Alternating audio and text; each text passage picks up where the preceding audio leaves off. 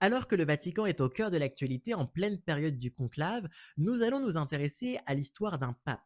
Un pape qui a été humilié et emprisonné, mais qui a cependant su pardonner à celui qui l'a emprisonné, un certain Napoléon Bonaparte. Alors, prenons notre loupe et éclaircissons tout ça.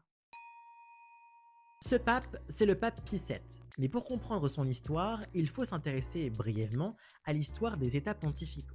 À l'origine, à la fin de l'Antiquité, l'Église romaine possède un certain nombre de biens fonciers. Biens fonciers qui sont source de revenus. Sauf que voilà, au 8e siècle, l'Église romaine est menacée par l'avancée géographique des Lombards. Et c'est la raison pour laquelle le pape de l'époque décide de se tourner vers un certain Pépin le Bref afin d'obtenir de l'aide. Ce Pépin le Bref va donc attaquer les Lombards et attribuer les territoires conquis au pape de l'époque, bien évidemment avec quelques contreparties. C'est donc la naissance des États pontificaux. On remonte l'histoire, on arrive à la fin de la Révolution française, sous le Directoire. À ce moment, il y a une volonté politique de mettre fin aux États pontificaux. Et cette volonté politique de mettre fin aux États pontificaux est reprise par Napoléon Bonaparte sous l'Empire. Il y a plusieurs motifs politico-religieux qui expliquent cette envie.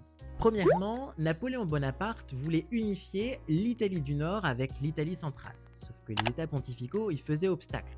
Alors y mettre fin, ça résout le problème. La deuxième raison, c'est que le pape de l'époque, le pape Pie VII, était contre les volontés politiques de Napoléon, notamment concernant l'Angleterre. Et enfin, troisièmement, il y a une volonté d'affaiblissement du pouvoir temporel du pape et de le cantonner uniquement à un pouvoir spirituel. Pour ces raisons, les troupes napoléoniennes envahissent donc les États pontificaux en 1808 et les rattachent à l'Empire français. C'est donc, et de manière éphémère, la fin des États pontificaux. Napoléon Bonaparte ne va pas s'arrêter en si bon chemin, il va également emprisonner le pape Pie VII. Vous connaissez votre histoire, en 1814, Napoléon Bonaparte est mis à mal. Il est déchu et emprisonné sur l'île d'Elbe. Il est donc contraint de réattribuer les États pontificaux à son propriétaire originel, le pape Pie VII.